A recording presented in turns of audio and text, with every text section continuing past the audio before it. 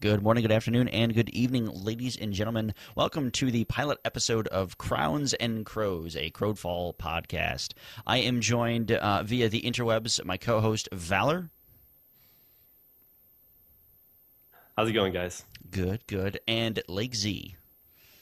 Hey, how's it going, guys? Good, good. Now, our intent of this podcast is just to kind of, talk about the game, and we're really excited for it.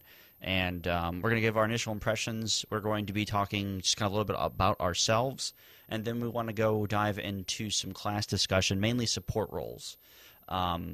This is the pilot episode, so all feedback is greatly appreciated, and we definitely look forward to kind of hearing back from the community and what you guys think need to be improved, what you guys liked, what you guys didn't like, etc., etc. This will be on iTunes. This will be VODed on Twitch/Hitbox. We're not sure what streaming service we're going to use yet, and it'll also be up on YouTube. All that information will be posted later on, but let's get right into the actual topics with the introduction. Lake, let's start with you. What is your kind of MMO background, and tell us a little bit about yourself. Hey, how's it going, guys? My name's Lakez, Larry Provost. My gaming background is just very broad. I play a lot of MMOs. I play a lot of really focused on the competitive MOBA scene, anything from arena shooters to your traditional MOBA from League of Legends. I've done a lot of stuff in Dawngate, Strife. My MMO background also extends back to when I was a child playing some games like original Diablo, Diablo 2.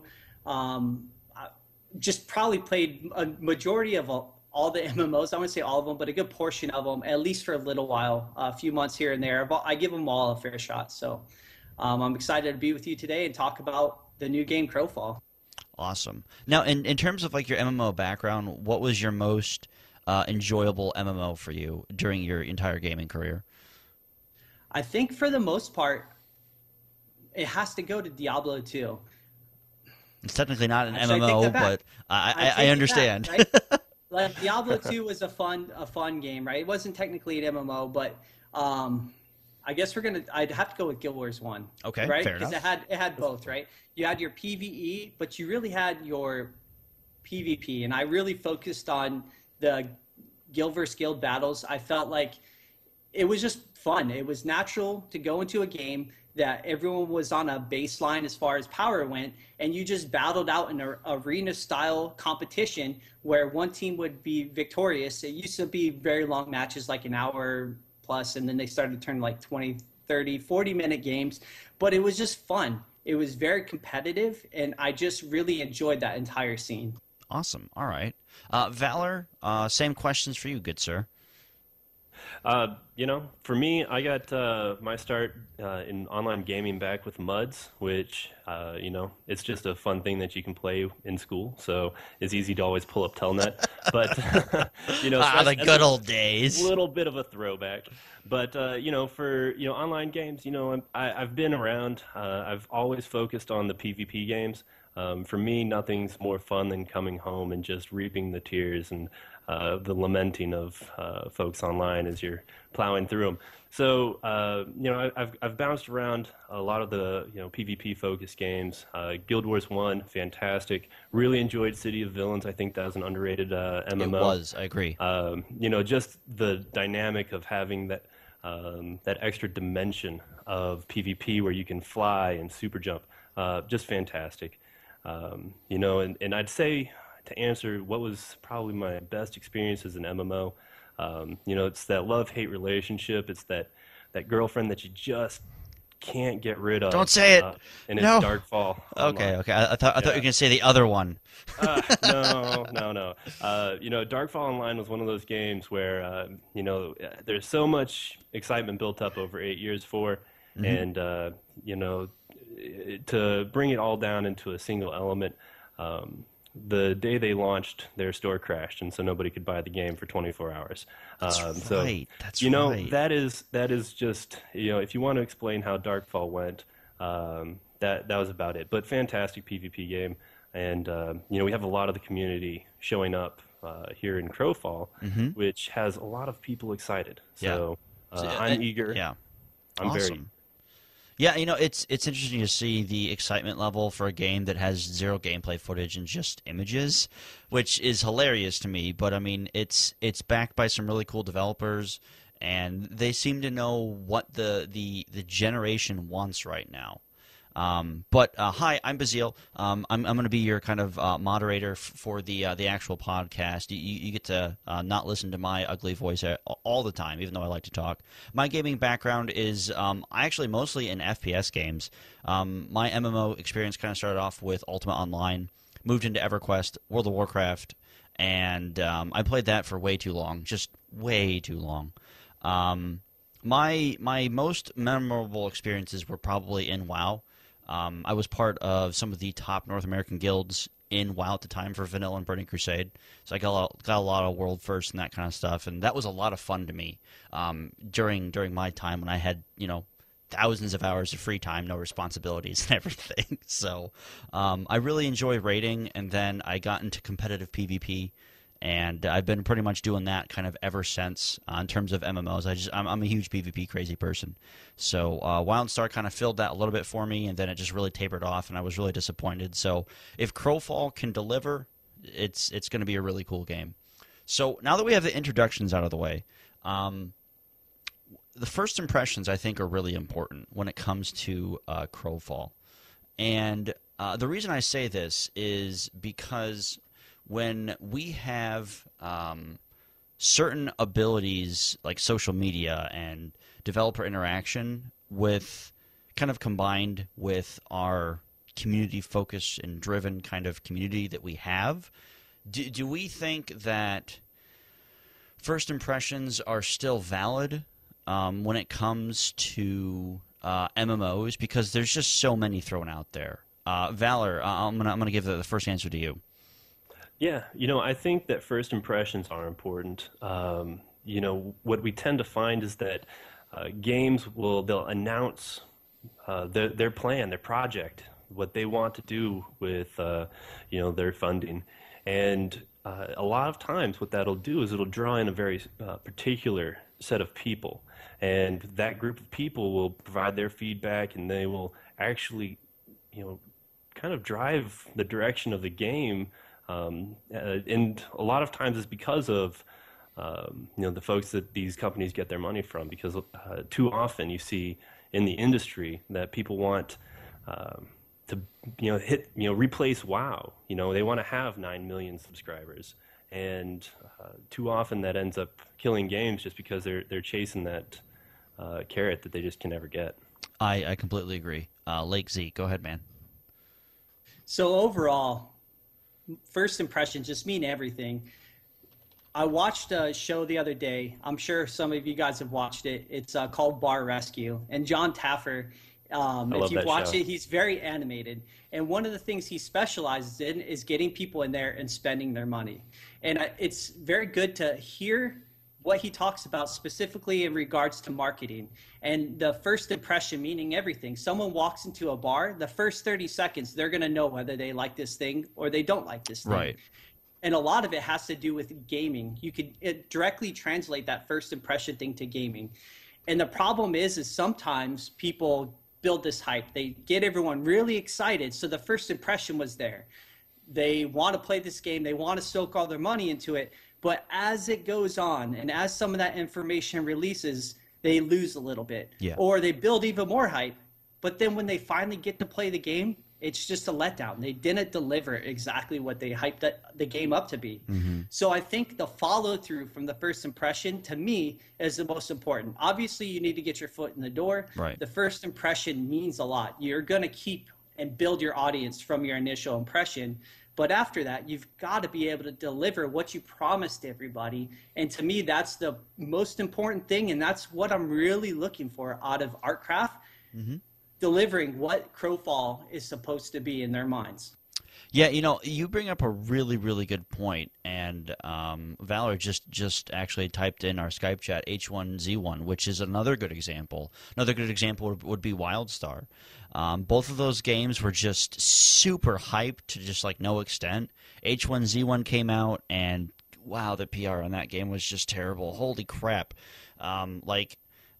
I didn't purchase it just because I hate zombies and I'm so sick of zombies. But a couple buddies got it, and they're like, they legitimately tried to get a refund from Steam, just because they were just really frustrated with it. And for those of you that follow me on YouTube and stuff, I was a huge WildStar kind of content creator, and I was so hyped for this game because what the developers in WildStar were doing is they wanted to deliver this really cool thing. They pushed out the game too early, and it just like snowballed into chaos from there. And the PvP scene still is just awful in that game. And they're taking small steps to improve H1Z1 as well, a bunch of other games. But sometimes, like you said, like it's almost too late. The first impression was there. It went from first impression to trying it to, oh my gosh, nothing is like how they said it would be. And it's really, really hard to balance an MMO in terms of what actually happens, because we've seen so many come and fail over the years. Again, World of Warcraft, that game is still out. There are still 8-some million people subscribed to this one MMO that's been out for 10 years now. 10 years. That makes me feel old. But it's so important. Like, it's just, your point was just dead on. Just so important. So with that, Lake, what was your impression of Crowfall as it stands now? Now, right now, as of 2/17/2015, we have no gameplay footage. All we have seen is some in-game art assets, some 3D model rendering, and some beautiful concept art. And I mean, so kind of take our first impressions with a grain of salt, because we can't be like, I saw someone that did a review on YouTube for Crowfall, and I'm like, review on what? So, Lake, what was your initial impression when you first heard about this game? So I think in order to figure out what the future may be like for Crowfall, you really have to look at the past and who's involved in this game. And that was my first direction. When I seen this game and I heard about the launch, I heard about it, right? The initial thing was the play to crush. Everyone went on. We got to see who was behind building this game up. Mm-hmm. And you just got to see that it was Todd and Gordon. And you're like, okay, they have a very good background. Yes. They have some great experience. The team behind them has the experience to deliver. But you weren't buying into it just yet. At least I wasn't.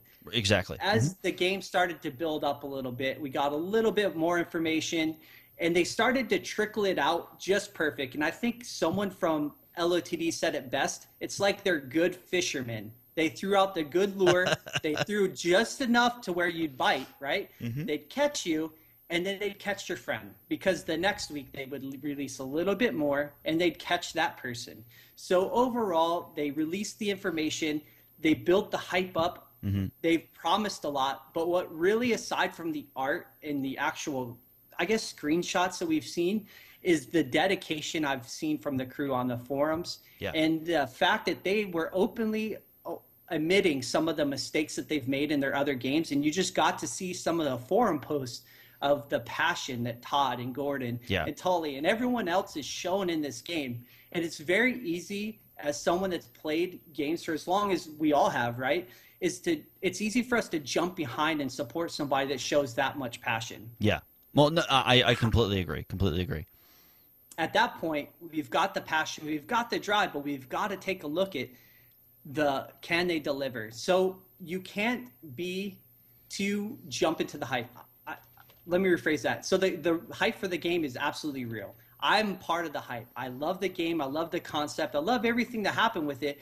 But it really does take someone with a little bit of self-control to jump back and just be a little more cautiously optimistic about the game. And I think that term has been tossed out there quite a bit in regards to this game and the development process. I am absolutely optimistic that this game is going to be able to deliver exactly what they want. And then the ideas of the game haven't even been put out on the table, so they may deliver above and beyond, or their concepts may be above and beyond. But I really like the fact that they're taking what doesn't work in certain MMOs, and they've come up with some sort of solution or an attempt or concept to try to make the game in the MMO genre a little better, because right now it seems a little stale. Like Valor said earlier, everyone's trying to chase that dream of WoW. Yeah. So you see a lot of the games become those theme park copies of what WoW currently is, with a little better graphics. Yeah. And this game right here, they're changing it. Then they're doing a good job. They've got a couple people. Their feathers are a little ruffled. It's not traditional like they thought it was going to be. Yeah. And then the majority of us are completely excited for what this game has to offer. So all I could say is be cautiously optimistic, because there are little concerns that I have with the development and some of the concepts of the game. But overall, I'm excited for it, and I'm excited to see what they release next. Valor, go ahead. For me, like, what I'd say when I first saw any information on this game was actually their 113 Siege concept. They put out this post, and it was effectively a couple paragraphs and a banner. And I said, "Are you serious? This is your information release? What kind of joke is this?" And and honestly, that was my first reaction, because I hadn't dug into the game yet. I was just hearing about it. The community was even smaller than it is now. It hadn't really started to pick up a lot of buzz on the internet. Right. And I look at that, and I was like, okay, whatever. And the next content patch came out, and I looked at that, and I was like, okay, a little bit more information. And it wasn't until about 3 or 4 weeks into it that I started realizing that they're planting little bits of information all around all of these little content updates. And as they're doing that, it's starting to paint a picture. It's almost like playing. It's almost like putting together a puzzle without any of the edge pieces. And so you're just like putting stuff all over, and you can see it in the community. People are bouncing ideas all over the place of, how are the servers going to be built out? How are the maps and campaigns and everything? How is that all going to be played out? And so, my first initial reaction was like, oh man, really, is this what they have no plan? And lo and behold, they have a master plan. And usually the community is 10 steps ahead, and we can typically predict what's going to happen. It's a pretty plotting path that these games go along. Yeah, it's an MMO. It's easily predictable, right? And here we find them just planting all this information, and now I am excited. I haven't been this excited since Age of Conan. And that was such a letdown. I won't get started on that game, because it turns out they were outright lying, but this is that level of excitement where we're seeing, old gaming communities, pulling back together, and names that we haven't really seen in anything recent in the past, 6 years. Right. And when you have that is where that they have something right. Can they follow through? That's, I guess, what we'll see. No, I would completely agree. Larry, you wanted to hit on a point that Valor pointed out, so go ahead. He talked about just like digging into the game and really finding out just even those little puzzle pieces. And as the game, like, you take a look at the website, you check it out, unless you dig into the forums, you're not going to grab all the information that's currently out there, because there's post upon post and 20 pages of posts on threads and more threads. And unfortunately, you have to dig into that stuff, because there's so much information that these guys have put out, and not an open source. They have their frequently asked questions. That's where you find a lot of the general ideas, but they really start to break down a little bit more inside the forum. So as dedicated people into Crowfall, we're buying into the hype. I am reading those 20 pages of over and over again in every thread out there to see. And I may not comment on everyone, but I take in all the information, and they have a very good drive. Like Valor was saying, the vision's there. They just haven't even given it to us yet. So we're excited about it. Yeah, I think you guys pretty much kind of covered what my initial impressions were. Valor, I was more like you. I was like, okay, cool. Like, I mean, part of me has just been is just really sick of being burned by MMO company after MMO company after MMO, you know, et cetera, et cetera. I mean, the only game that I have really been able to enjoy MMO wise has been World of Warcraft. Like I've always been like, I could always go back to that, but you know, honestly, after playing WildStar's Combat, I can't go back to Tab Target, and I'm really hoping that Crowfall is that, you know, next generation of combat, because no one wants to do boring, you know, okay, one, yay, the target's dead, or just hit one and he auto-attacks for you and everything dies. So my initial impression was I don't give a crap about this game. And then once they started showing the classes, like the Centaur, I was like, okay, I'm interested. Because who doesn't want to be a Centaur? I mean, come on! I mean, it's true. I was like, to my knowledge, no one's ever done that, right? Like, this is the first MMO that you can actually be a legit Centaur in, like, as a playable race in a class. So, Centaur is one of my favorite, like, mythological creatures. So, it's really cool to kind of be able to do that. And, I mean, yeah, both of your initial impressions pretty much mirror mine, so I think we don't need to kind of dwell onto the topic anymore. But the kind of meat and potatoes of this pilot episode is class discussion, mainly support. Now, there's really no information, there's really no actual things for us to dig into. It's just going to be us kind of giving our initial thoughts on what support roles could be. Now, the only actual class that has a support tag is the Forge Master.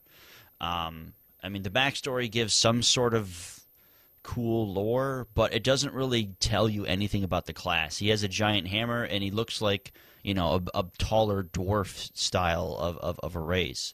So, in terms of support and how you want to see that develop, Lake, what is your kind of hope for the way support roles go?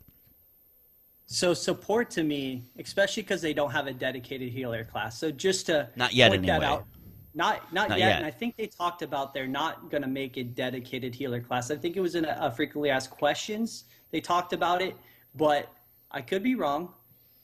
But for now, there's no dedicated class out there. And in my mind, the support role is going to be something that's going to probably be a damage mitigating role. At some point, you need some sort of damage mitigation if you're not putting in a dedicated healer. But what I really want to see is just the mind-numbing spells of a non-intuitive, let me just throw a bubble down, everyone stand in it, and it deflects a bunch of damage. My mind, I like intuitive spells, especially coming from a support role, spells that if used at the right time can really turn the tide of a fight. So split reaction spells that can, you feel the effect of how good someone actually is. Like, wow, that's a really good support player. Their timing is perfect. They read the animations of the opposing enemy just right, and they got this specific spell off that protected or saved my group from dying from the other group.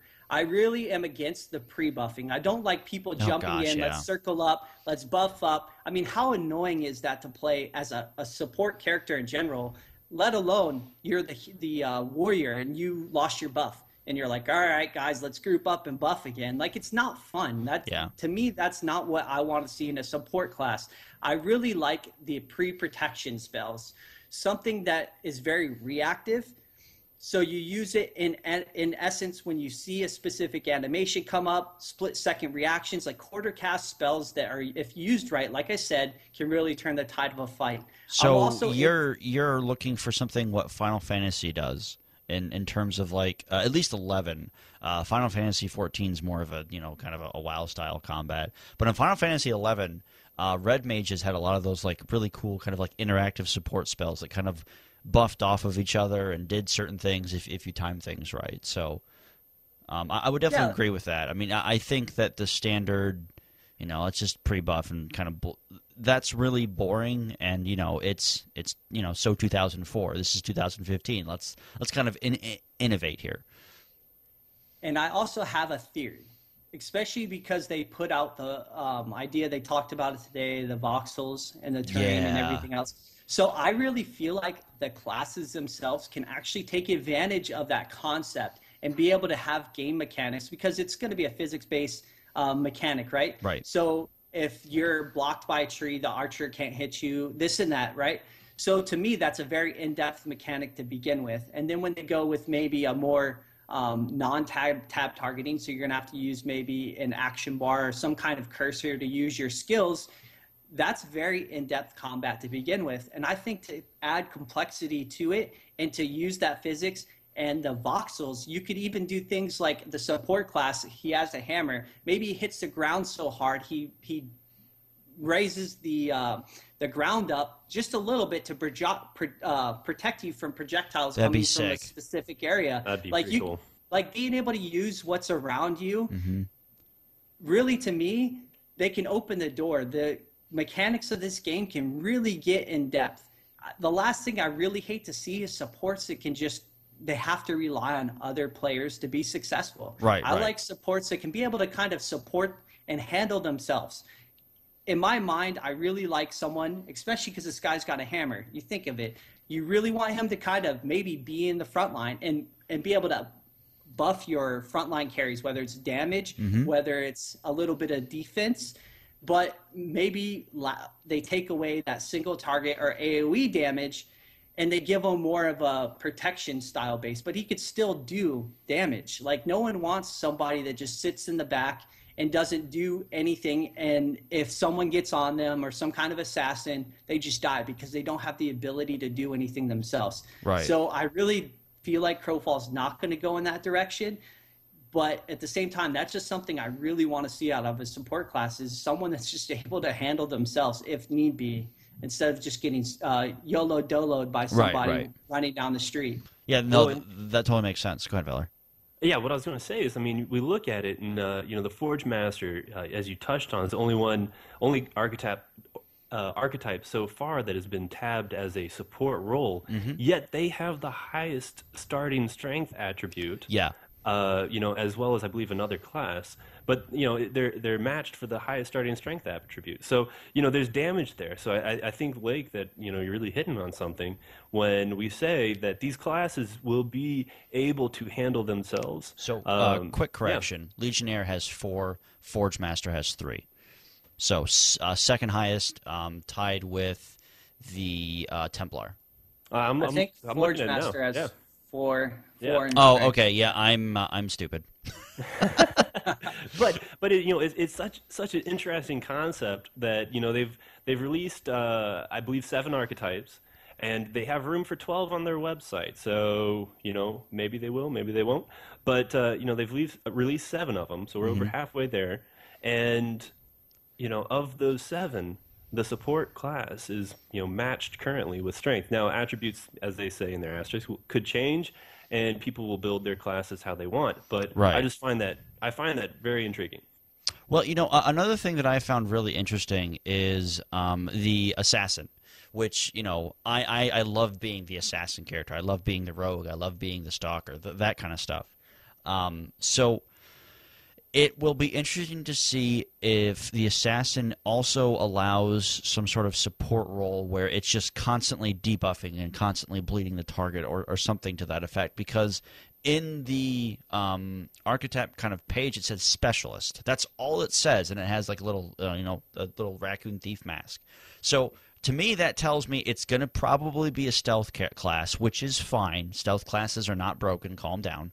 And then it's going to be some sort of maybe battle control style character, which, I don't know, maybe, allows the tank to do something more or something. Like, it's really hard to kind of pinpoint how certain, like, what they actually mean by the roles, because, I mean, obviously tank is tank. I mean, that's pretty straightforward.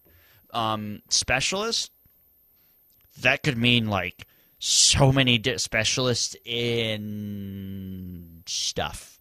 I mean, and then we look at the new class that was just announced, which is the Stalker, and not Stalker from WildStar Stalker. It's a ranged DPS. So, and then the picture that we got was kind of like a bow and arrow style of class. So maybe this class could even go into the support role and just use traps. and just like use certain abilities that he has, kind of like Batman type of thing, where he just has like this utility belt of just everything. It's just I'm really, really interested to see how they're going to develop their classes. Support roles for me have always been like my go-to style of class, but I've always enjoyed the stealthy kind of assassin stuff too. So do you guys think that we're going to see like a complete 180 on certain archetypes that we're actually used to, or do you think they're going to try and keep things a little bit similar so they don't throw a lot of people off? Lake or Valor, go ahead, man. Yeah, I'm going to go ahead and cut in on this one, Lake. I'm sorry. I think what they're going to give the players is the opportunity to choose based off of how they've announced their plan for building out your classes, as combined with all the technology they're putting into the environment and how much can be destructible. I think they're really going to allow players to pick how they play their class. And if you're going to play the Fae, the assassin, are you going to be a stealthy person, then you just go off and you're the best solo person, but you have no use on a team? Right. Are you going to be a scout? Are you going to be able to lay down massive amounts of CC? I mean, there's a variety of different things. Same thing with the stalker. And so that's I really believe that it's going to come down to how players want to play. And when you put all of that together, how is it going to work out in a team? How do you balance that? How do you keep it from just becoming a flavor of the month? Man, that's a big task. I do not envy them that job. So, Lake, in terms of flavor of the month, how do you see that playing a role in the sort of support kind of mentality that we have current generation MMO and what they're possibly trying to do with Crowfall? So overall, game balance. I mean, we could talk about this all day. And we could talk about we could talk about the different classes all day. Real quick, just interject. I think that the Fae is going to not stealth, but fly. I think it's going to be one of the classes that you can see from afar. You can see it come in, but you don't have the ability to get to it unless you're a ranged DPS, and then you can shoot it. But I think with its wings, it's going to fly. I'm okay with that. It's going to get in there, and which is different, right? So if it's the only class that flies, you could technically call it an assassin. You don't need the stealth mechanic. Flying actually takes away from the problems that stealth has to do to begin with, because it's not target. You can't target it when it's stealth. And, it gets very frustrating for players. But if you see this thing flying at you, it's very much targetable. Yeah, your melee can't get to it, but you can damage it, right? So you can damage the Fae. Now back to the fact that we talk about the play style. I think, in my mind, that it's going to very much be a scout class, generally used in that sort of, or a debuffing class, depending on how you build it. But I think it's going to have more intuitive block mechanics to kind of buff its ability to kind of be in more of a melee form. So more of a, you activate this spell for the next 6 seconds, you block incoming projectiles by 50% or something. I'm not saying that's what you should do. What I'm saying is an intuitive spell or something that you can use at the right time when you're being focused to help you survive a little better. I don't think they should be naturally tanky, especially if they're built or they're designed to be a lot of single target burst damage. It shouldn't be tanky at the same time of being able to get in there, burst somebody out, not really die, and then fly back up or do whatever they want. But that's just not balanced in my mind. So game balance is very tough, and it very much shapes the current flavor of the month. So you talked about the stale. I think you mentioned the stale things that have to do with MMO and the flavor of the month, and overall just PvP in general. They do kind of go into a flavor of the month, things not being balanced perfectly. So certain things are just going to be used all the time. It's just the fact or the way it is. I think a way to kind of get away from that is when you create this game and the specializations of each character, everything has to be viable. Okay. I shouldn't have to go a specific route when building this specific class because it's the flavor of the month or it's the best. Everything could be viable. I can maybe pick the less likely thing and still be viable because of the composition that I'm in. So kind of like what Rift does, possibly, is in terms of like, because they have so many different roles, and like there's 6 or 7 different builds for each class. So is that what you're looking for? Right, and the composition that you have it with. Because if you make something to where it has to be this, it's the strongest way to play this character, then things become unbalanced. I should be able to play a tanky mage if my composition around me has everything built into it to be able to support that style of play. Okay. That's my idea behind it. Everything has to be viable. And then that takes care of balance kind of on its own. Things need to be adjusted. So in kind of playing devil's advocate here, I think it's literally impossible to not have flavor of the month, and no matter what you do. I mean, first person shooters, MMOs, RPGs, anything. I mean, like even Facebook games have flavor of the month, stupid crap things. So I mean, it's impossible to always achieve perfect balance, but there are very few MMOs and games out there that have almost achieved that. I think that it just takes dedication from the dev team to really want to listen to their community and listen to their player base. And not just the top tier, but everybody, and kind of take the average of what someone wants, put it into the game, try it for a week, and if it's horrible, remove it. Have the guts to say, we screwed up. This was a terrible idea. We are going to give everyone 2 days free game time or something just to compensate for the horrible mistake that happened. So in terms of balance, I think it's really, really important to understand, and not that I disagree with you, Lake, at all. I think that every class should be viable in a certain aspect. But I think it's also really important to remember that we will never be able to achieve absolute perfect zero. You're absolutely right. You're not going to be able to achieve perfect zero. You're not going to be able to have the perfect balanced team. And that's understandable. It's just the way that it goes. Your spells, especially if everything's just really in depth, you have so many spells or skills, you can't balance it all because one thing's going to be very strong relative to another thing. Mm-hmm. But sometimes flavor of the month in general, especially in competitive play, there are certain things that are very strong. However, some things are strong, they're just not used or utilized to the potential of maybe shifting outside of the meta. A lot of people don't like to try different things, and there's some people that are. I read on the forums that there's certain people that like the challenge. They like to pick the unmeta or the unbalanced or the underpowered thing and try to make it work with different compositions. And that's my style of play. Because I really like to always shift the meta. I never like to be a part of the meta. However, you're always going to have the flavor of the month. It's just the nature of the beast. Like you said, it's impossible. In order to do that, you'd have to patch at a insanely, you'd have to patch all the time, right. And you can't do it. It'd just be it's a cat and mouse game. Once you patch this thing, then this thing becomes too powerful. So it's just a give and take that, we have to understand. But I think a good starting point is really making sure that everything, at least class-wise, and your options are definitely at least viable.